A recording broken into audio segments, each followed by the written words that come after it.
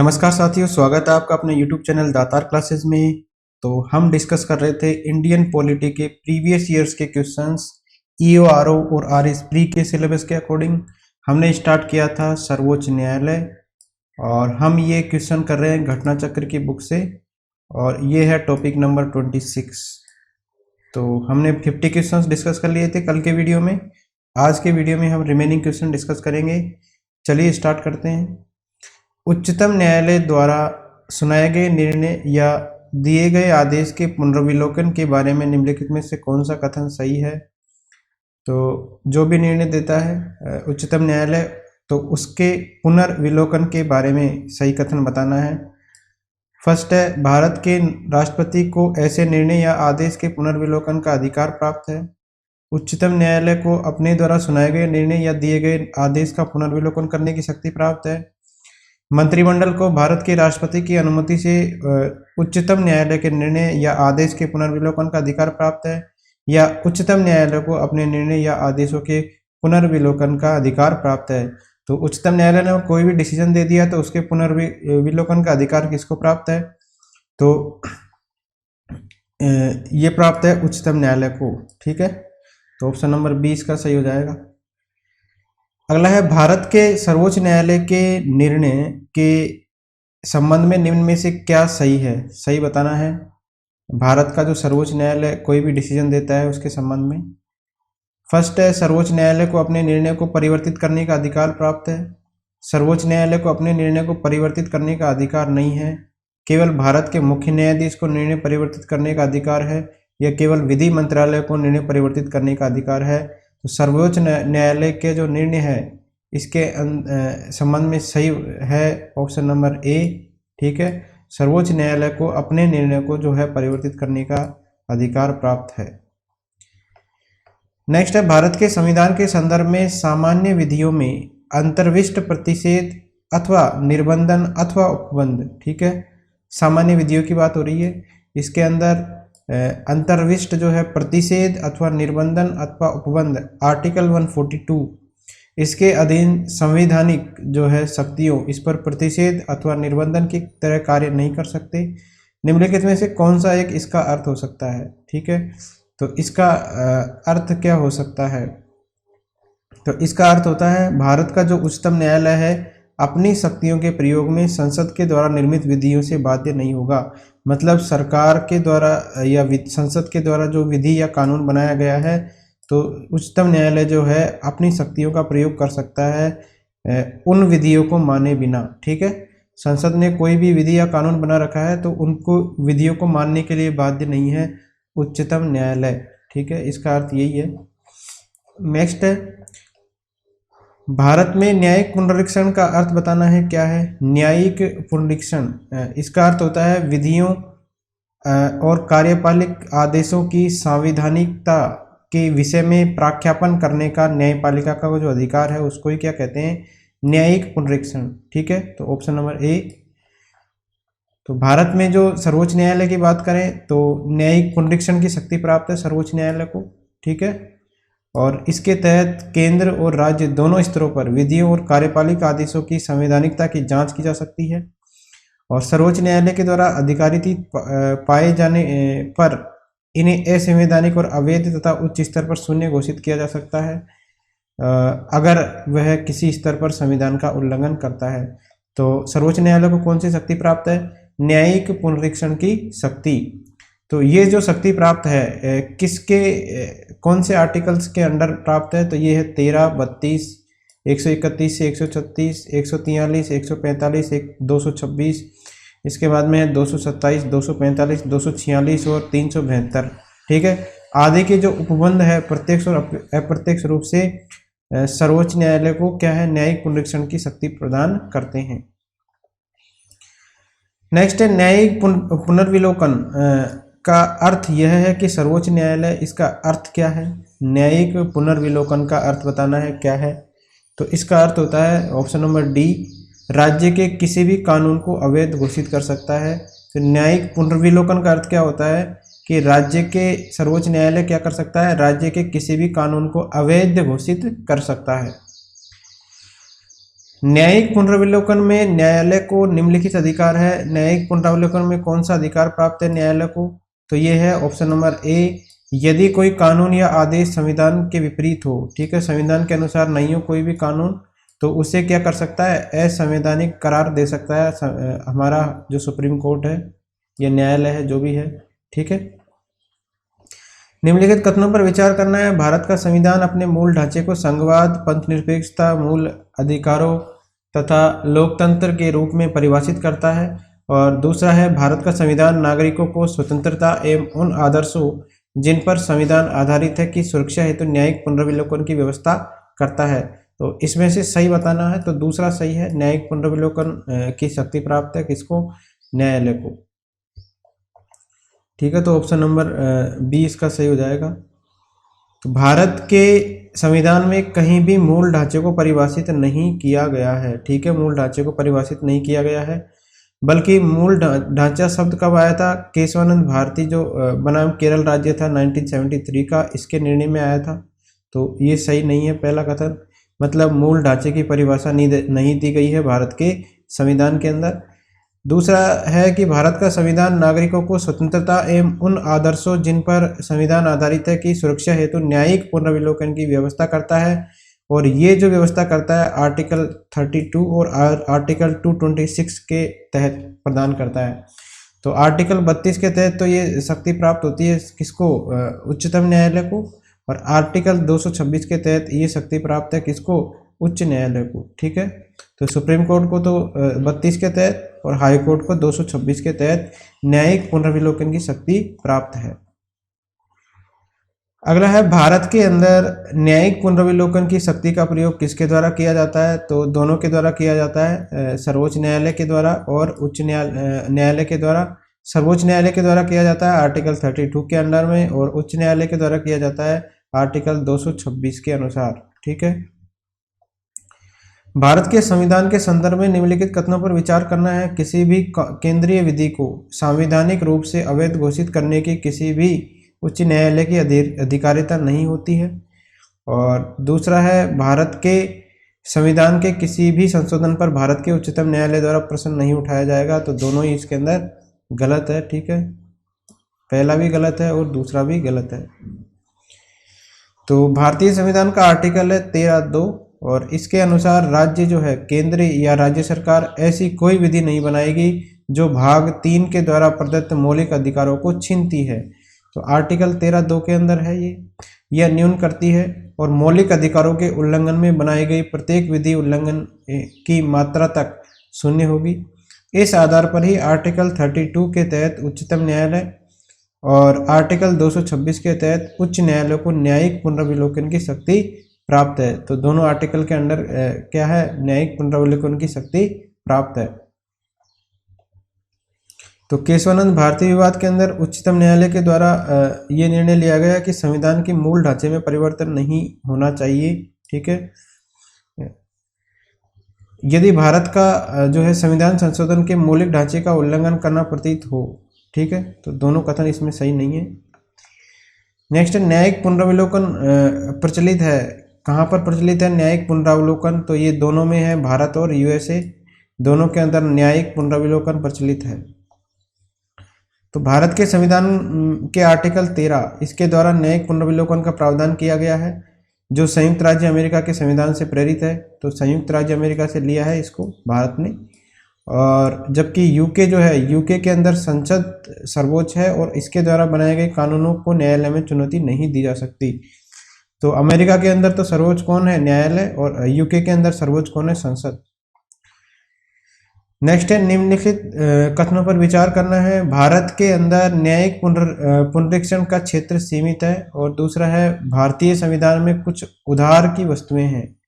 तो इसके अंदर दोनों सही है वैसे तो, लेकिन जो रीजन है असर्शन का स्पष्टीकरण नहीं है। तो ऑप्शन नंबर बी इसका सही हो जाएगा। भारत में न्यायिक पुनरीक्षण का क्षेत्र क्या है? सीमित है। और भारतीय संविधान में कुछ उधार की वस्तुएं भी है।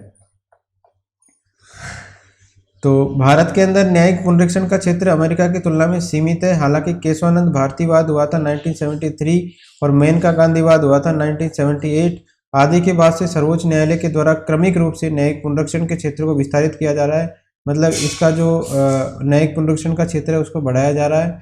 फिर भी यह संवैधानिक दायरे में सीमित है। इसका एक प्रमुख कारण क्या है कि अमेरिकी संविधान में विधि की सम्यक प्रक्रिया, ड्यू प्रोसेस ऑफ लॉ, इसका जो है सिद्धांत अपनाया गया है। अमेरिका के अंदर कौन सा सिद्धांत है? ड्यू प्रोसेस ऑफ लॉ, मतलब विधि की सम्यक प्रक्रिया का सिद्धांत है। वहीं भारतीय संविधान की बात करें तो विधि के द्वारा स्थापित प्रक्रिया, प्रोसीजर स्टेब्लिश्ड बाय लॉ, ठीक है, न्यायिक पुनरीक्षण का आधार है।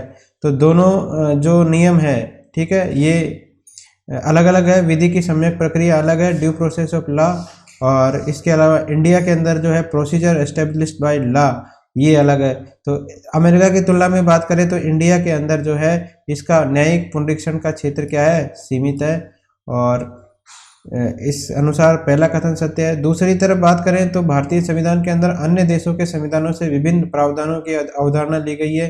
तो हमने उधार लिए है कई चीज़ें, डीपीएसपी उधार लिया है, मतलब अन्य देशों से लिया है। इसके अलावा अपन ने मूल कर्तव्य देश, मतलब दूसरे देश से लिए हैं। तो इस तरीके से भारत क्या है, दूसरा कथन भी सही हो जाएगा, उधार की वस्तुएं हैं भारतीय संविधान के अंदर।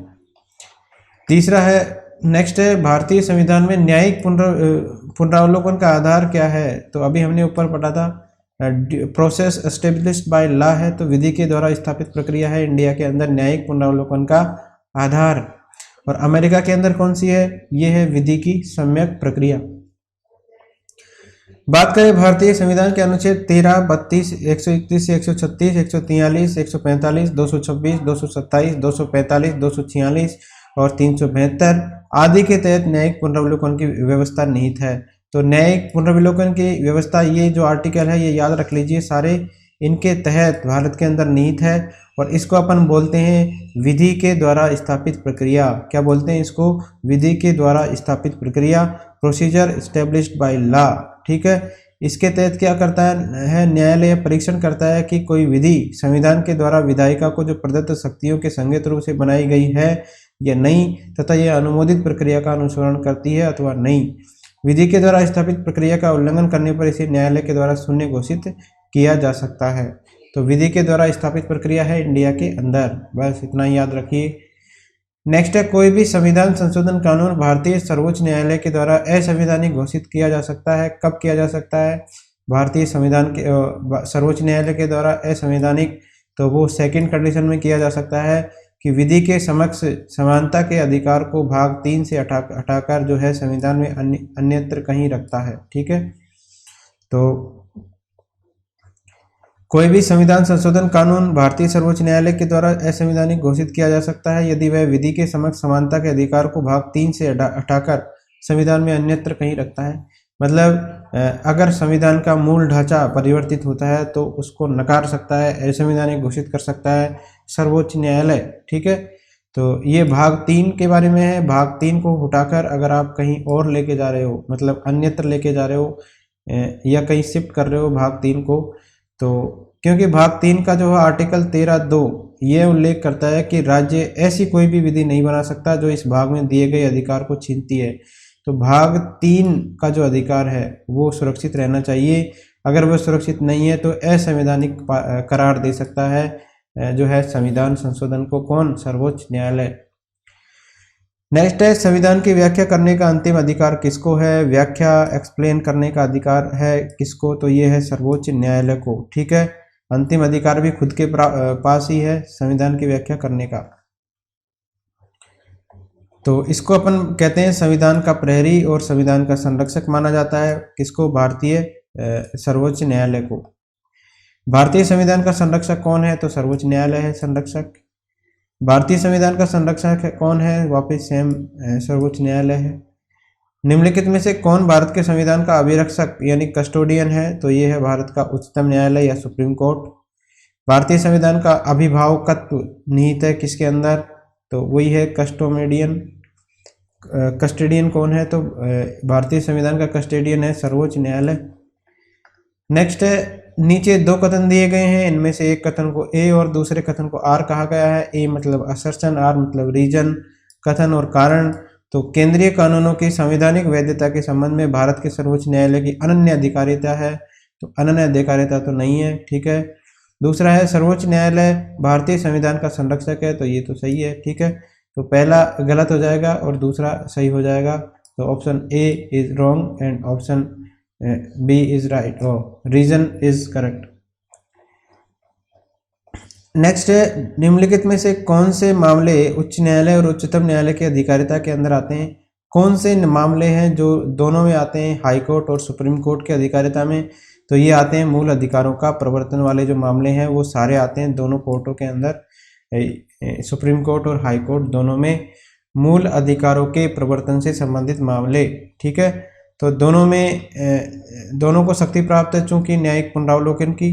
तो इसमें जो है आर्टिकल 32 के तहत तो सर्वोच्च न्यायालय के अंदर और आर्टिकल 226 के तहत किसके अंदर, आर्टिकल 226 के तहत किसके अंदर, उच्च न्यायालय के अंदर, ठीक है। तो मौलिक अधिकारों को बहाली के लिए बंदी प्रत्यक्षीकरण हुआ, हमारा परमादेश, प्रतिषेध, उत्प्रेषण और अधिकार प्रच्छा, ये सारी ये रिट निकाल सकते हैं दोनों ही कोर्ट, ध्यान रखना दोनों कोर्ट निकाल सकते हैं। हाई कोर्ट भी निकाल सकता है, रिट जारी कर सकता है, और इसके अलावा सुप्रीम कोर्ट भी जारी कर सकता है। सुप्रीम कोर्ट करता है आर्टिकल 32 के तहत और हाई कोर्ट करता है आर्टिकल 226 के तहत, ठीक है। नेक्स्ट है भारतीय संविधान के किस आर्टिकल के अंदर सर्वोच्च न्यायालय भारतीय नागरिकों के मौलिक अधिकारों की सुरक्षा करता है? तो कौन से अधिकारों आर्टिकल के अंदर करता है मौलिक अधिकारों की रक्षा सर्वोच्च न्यायालय? तो हाई कोर्ट की बात, सुप्रीम कोर्ट की बात हो रही है तो 32 के तहत, हाई कोर्ट का पूछता तो 226 के तहत। नेक्स्ट है विधायी शक्तियों की संघीय सूची में समाविष्ट किसी विषय के संबंध में भारत के उच्चतम न्यायालय के अधिकार क्षेत्र को बढ़ाने का अधिकार किसको दिया गया है? मतलब ये जो है इसका दायरा, सर्वोच्च न्यायालय का जो अधिकार क्षेत्र है उसका दायरा बढ़ाने का अधिकार किसको है? तो ये है संसद को। संसद जो है इसका जो है अधिकार क्षेत्र बढ़ा सकती है, ठीक है, सुप्रीम कोर्ट का। तो ये है संविधान के आर्टिकल 138 के तहत संसद विधि यानी कानून बनाकर उच्चतम न्यायालय को अधिकारिता और शक्तियों में वृद्धि कर सकती है। संसद के पास शक्ति है इसकी, जो है संसद के पास पावर है कि वो सर्वोच्च न्यायालय की शक्ति को बढ़ा सकती है। आर्टिकल 138 की बात करें, इसके खंड 1, इसके अंदर कहा गया है कि विधायी शक्तियों की संघीय सूची के अंदर समाविष्ट किसी विषय के संबंध में भारत के उच्चतम न्यायालय के अधिकार क्षेत्र को बढ़ाने का अधिकार किसको दिया गया है? संसद को दिया गया है। तो सर्वोच्च न्यायालय की शक्ति को बढ़ाने का अधिकार संसद को है। कौन से आर्टिकल के अनुसार है? तो 138 आर्टिकल के अनुसार है।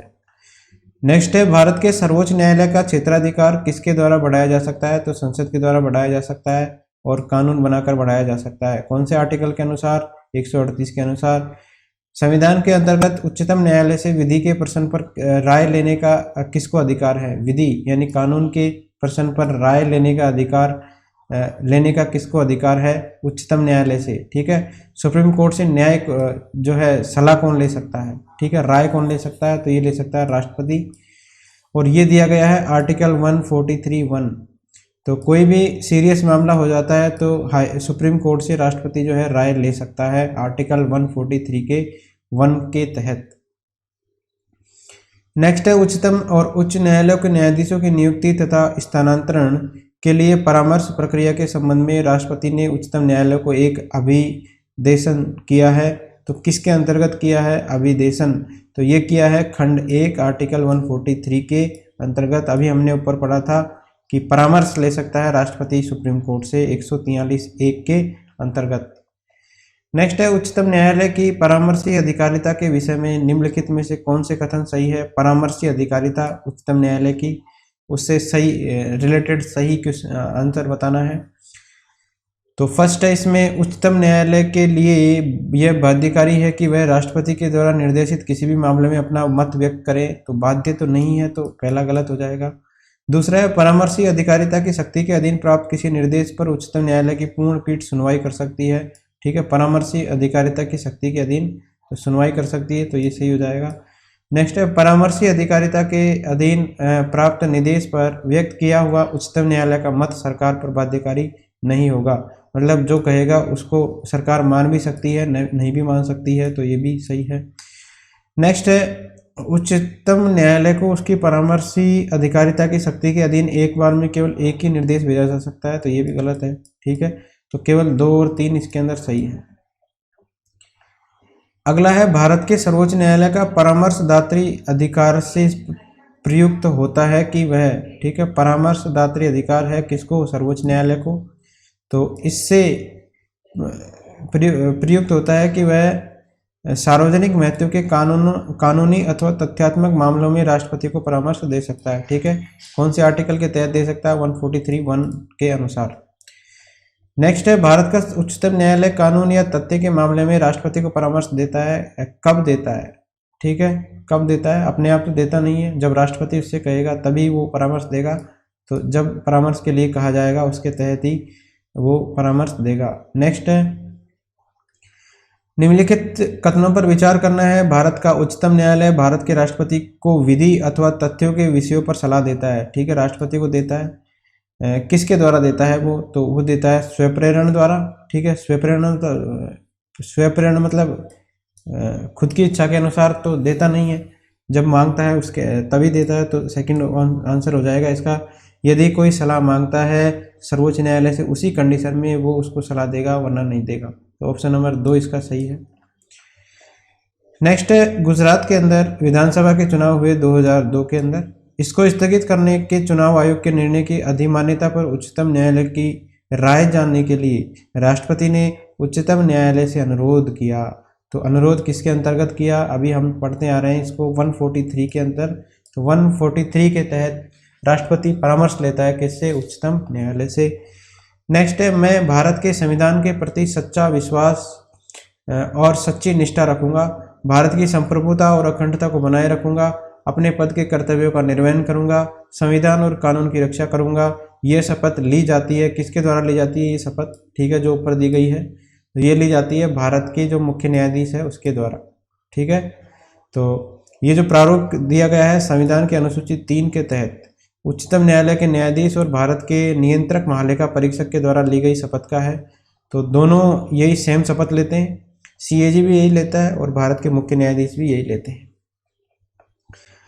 देश के किसी भी न्यायालय में चल रहे वाद को अन्यत्र भेजने का अधिकार किसके पास है, कोई भी न्यायालय में कोई वाद चल रहा है उसको दूसरी जगह भेजना है तो उसका अधिकार किसके पास है, तो सर्वोच्च न्यायालय के पास है ये पावर। ठीक है, और ये पावर है संविधान के अनुच्छेद 8 का आर्टिकल 139 क। ठीक है, इसके संविधान सिविल प्रक्रिया संहिता की धारा 25 और दंड प्रक्रिया संहिता की धारा 406 के तहत। ठीक है, तो संविधान के आर्टिकल 139 के तहत भी है और ये धारा है 25 और दंड प्रक्रिया संहिता की धारा है 406 के तहत अन्यत्र कहीं भी ये मामले को भेज सकता है, कौन, सर्वोच्च न्यायालय। नेक्स्ट है सूची 1 और सूची 2, इसको मिलान करना है। ठीक है, A.K. गोपालन बनाम मद्रास राज्य, रोमेश पंवार बनाम मद्रास राज्य, शंकरी प्रसाद बनाम भारतीय संघ, चंपकस दोयराजन बनाम मद्रास राज्य। और इधर विषय दिया गया है, इधर वाद दिया गया है और इधर विषय दिया गया है, तो इसके अपन डायरेक्ट देख लेते हैं। A.K. गोपालन बनाम मद्रास राज्य का विषय है निवारक अवरोध की प्रक्रिया। ठीक है, क्या है इसका, निवारक अवरोध की प्रक्रिया से संबंधित है ये।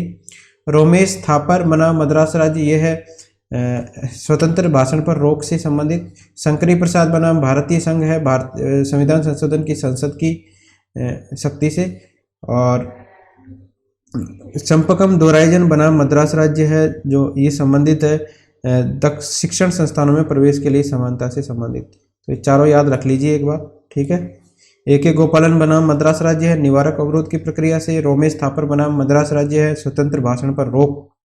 ठीक है, शिक्षण संस्थाओं में प्रवेश के लिए समानता से संबंधित है। चंपकम दोराइजन बनाम मद्रास राज्य, शंकरी प्रसाद बनाम भारतीय संघ है संविधान संशोधन की संसद की शक्ति से। अगला है निम्नलिखित में से कौन सा वाद जमींदारी व्यवस्था से संबंधित है, जमींदारी व्यवस्था से संबंधित कौन सा है।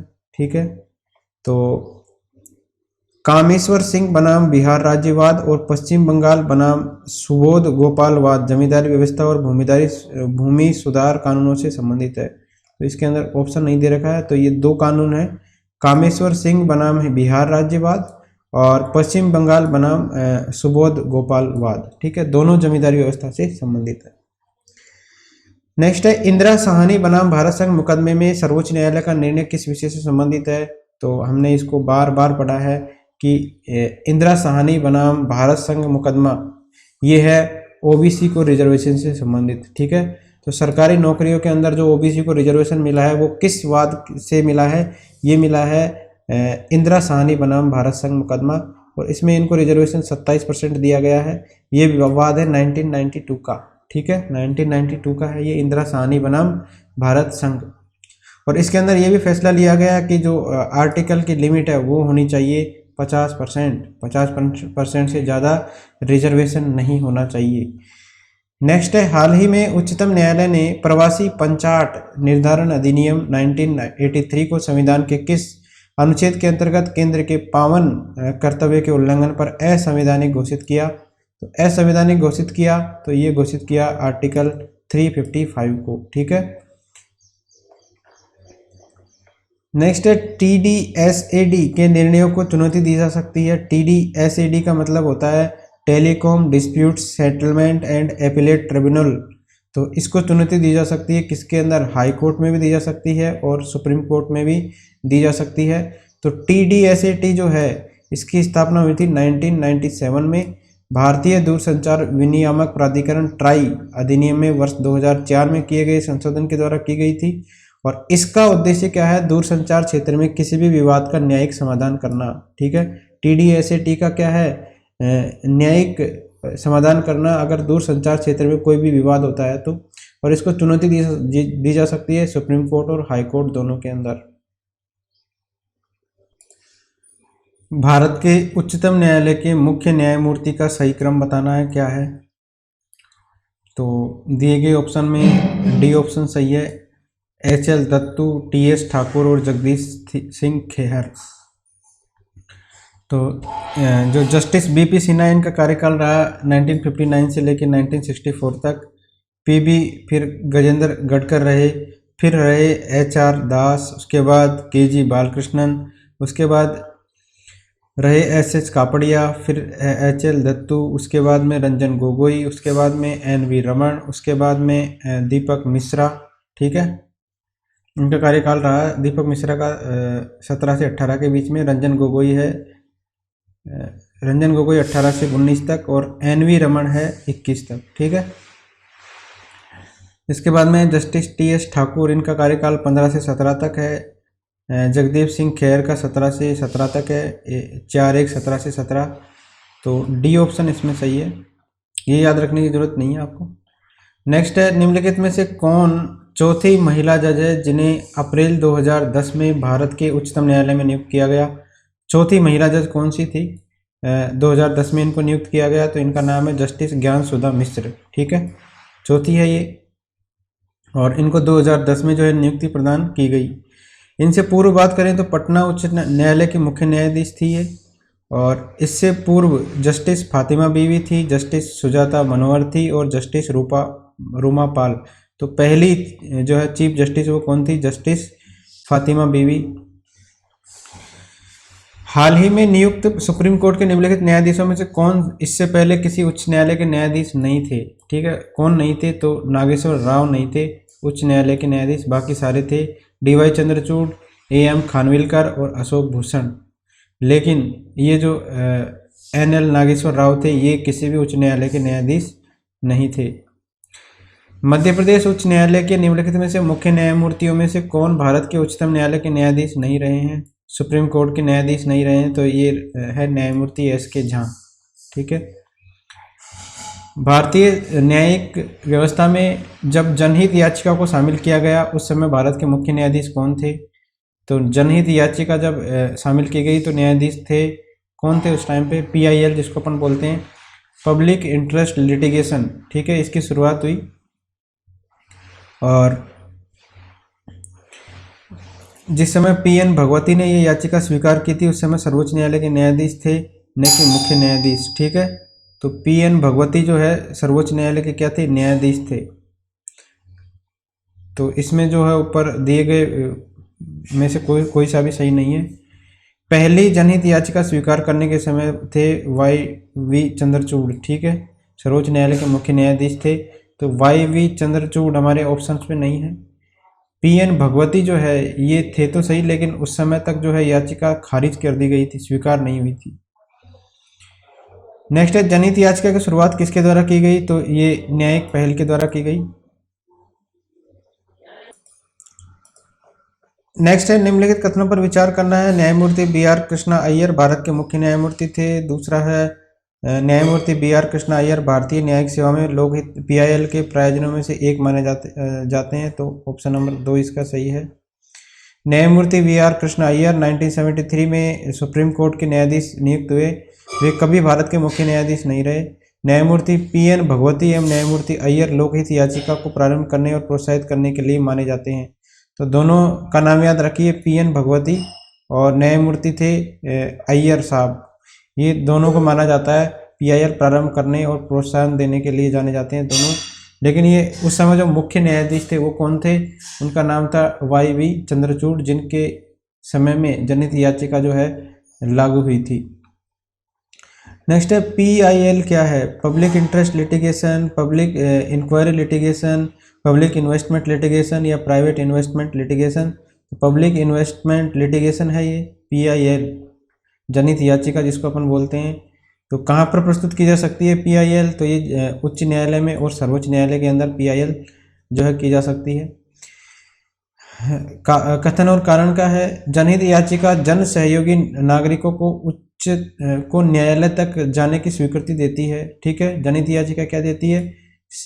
जन सहयोगी नागरिकों को न्यायालय तक जाने की स्वीकृति देती है। और इसका रीजन है, जन सहयोगी व्यक्ति उस व्यक्ति के लिए न्याय मांग सके जो किसी कारण से न्यायालय तक पहुंचने में असमर्थ है। तो सही है दोनों। जनहित याचिका किस कंडीशन में ली जाती है? जब किसी उस व्यक्ति के लिए न्याय मांग सकता है कोई भी व्यक्ति जो किसी कारण से न्यायालय तक पहुंचने में असमर्थ है। नेक्स्ट है, लोकहितवाद या मामले की संकल्पना का उद्गम देश कौन सा है? लोकहितवाद की संकल्पना का उद्गम देश है यूएसए। ठीक है। जनहित याचिका की अवधारणा की शुरुआत किस देश में हुई? तो संयुक्त राज्य अमेरिका में हुई थी जनहित याचिका की शुरुआत। भारत में न्यायिक सक्रियता किससे संबंधित है? तो जनहित याचिका से संबंधित है न्यायिक सक्रियता। न्यायिक सक्रियता मतलब जुडिशियल एक्टिविज्म। ये यद्यपि न्यायिक पुनरावलोकन यानी जुडिशियल रिव्यू और जनहित याचिका पब्लिक इंटरेस्ट लिटिगेशन दोनों से संबंधित है, तथापि वस्तुतः जनहित याचिका की प्रक्रिया के माध्यम से ही न्यायिक सक्रियता भारत में सामाजिक परिवर्तन के वाहक के रूप में उभरी है। तो इसलिए इसको अपन कहेंगे जनहित याचिका को न्यायिक सक्रियता। ठीक है, तो न्यायिक सक्रियता डायरेक्टली रिलेटेड किससे है? जनहित याचिका से। यह किसने कहा था कि न्यायिक सक्रियतावाद को न्यायिक जोखिमवाद नहीं होना चाहिए? न्यायिक सक्रियतावाद को न्यायिक जोखिमवाद नहीं होना चाहिए, ये कहा था न्यायमूर्ति ए.एस. आनंद ने। ठीक है, किसने कहा था? ए.एस. आनंद ने कहा था कि न्यायिक सक्रियतावाद को न्यायिक जोखिमवाद नहीं होना चाहिए। सितंबर 2003 में न्यायालय में के एक निर्णय से भारतीय समाज में महिलाओं की स्थिति प्रतिष्ठित हुई। तो वह न्यायालय कौन सा है? ठीक है, एक निर्णय से भारतीय समाज के अंदर महिलाओं की स्थिति प्रतिष्ठित हुई, तो वो न्यायालय था भारत का सुप्रीम कोर्ट। तो 2003 की बात है। इसको सर्वोच्च न्यायालय के न्यायमूर्ति थे उस समय M.B. शाह और न्यायमूर्ति थे डॉक्टर A.R. लक्ष्मणन। इनकी पीठ ने विजय लक्ष्मी बनाम पंजाब विश्वविद्यालय का एवं अन्य के बाद में दिए गए निर्णय में यह अभी निर्धारित किया कि लड़कियों के लिए सरकारी कॉलेजों में प्रधानाचार्य पद पर नियुक्ति के लिए किसी महिलाओं को वरीयता देना भारतीय संविधान के आर्टिकल 14, 15, 16 में वर्णित समानता के अधिकार का उल्लंघन नहीं है। तो प्रधानाचार्य के पद पर नियुक्ति, ठीक है, के अंदर प्रायोरिटी दी जाएगी महिलाओं को। तो ये किसी भी प्रकार से आर्टिकल नंबर 14, 15 और 16 का उल्लंघन नहीं है। नेक्स्ट है, विशाखा और अन्य बनाम राजस्थान राज्य एवं अन्य मुकदमा किससे संबंधित है? तो आरएस का है ये क्वेश्चन। तो ये संबंधित है कार्यस्थल पर महिलाओं के यौन उत्पीड़न की रोकथाम से संबंधित। ठीक है, कौन सा केस है ये? विशाखा व अन्य बनाम राजस्थान राज्य। ये था 1997 का बात। और कार्यस्थल पर महिलाओं के यौन उत्पीड़न की रोकथाम से संबंधित है ये। और इस मामले में सर्वोच्च न्यायालय ने ऐतिहासिक निर्णय देते हुए कार्यस्थल पर महिलाओं के उत्पीड़न को संविधान के आर्टिकल 14, 19 और 21 इसका स्पष्ट उल्लंघन माना था। ठीक है, 14, 19 और 21 का स्पष्ट उल्लंघन माना था। तो ये जो केस है वो किससे संबंधित है? कार्यस्थल पर महिलाओं के यौन उत्पीड़न की रोकथाम से संबंधित। उच्चतम न्यायालय ने निम्नलिखित में से किस मामले में पाया कि केंद्रीय अन्वेषण शाखा एक पिंजराबंद तोता है? केंद्रीय अन्वेषण शाखा जो है वो एक पिंजराबंद तोता है। किस मामले में पाया? तो ये पाया है कोयला आवंटन घोटाला वाद में। ठीक है, तो सीबीआई जो है इसको पिंजराबंद तोता की संज्ञा दी है सर्वोच्च न्यायालय ने। कौन से विवाद के बाद? कोयला आवंटन घोटाला जो हुआ था उसके बाद। नेक्स्ट है समलैंगिकता संबंधी सर्वोच्च न्यायालय का निर्णय निम्नलिखित में से किससे संबंधित है? समलैंगिकता संबंधी जो निर्णय है वो कौन से आर्टिकल से संबंधित है? तो संविधान की धारा है 377। ठीक है, तो भारतीय दंड संहिता आईपीसी की धारा है 377। इसके तहत जो है ये समलैंगिकता संबंधी निर्णय लिया गया है और 5 सदस्यीय संविधान पीठ ने, ठीक है, इसमें सुनवाई करते हुए आंशिक रूप से असंवैधानिक घोषित किया है 377 को। ठीक है, तो 377 क्या है? अप्राकृतिक यौन अपराधों से संबंधित है। किस कानून के अंतर्गत यह विहित है कि भारत के उच्चतम न्यायालय की संपूर्ण कार्रवाई अंग्रेजी भाषा के अंदर होगी? मतलब जो भी कार्रवाई होगी वो इंग्लिश में होगी। ये कौन से कानून के द्वारा विहित है? तो ये है भारतीय संविधान का आर्टिकल 348। 348 के अंदर लिखा हुआ है कि जो भी कार्रवाई होगी वो इंग्लिश लैंग्वेज में होगी। ठीक है, हिंदी में नहीं हो सकती। तो इसी के साथ ये थे सारे प्रीवियस ईयर्स के क्वेश्चंस सर्वोच्च न्यायालय से रिलेटेड। ठीक है, थैंक यू फ्रेंड्स।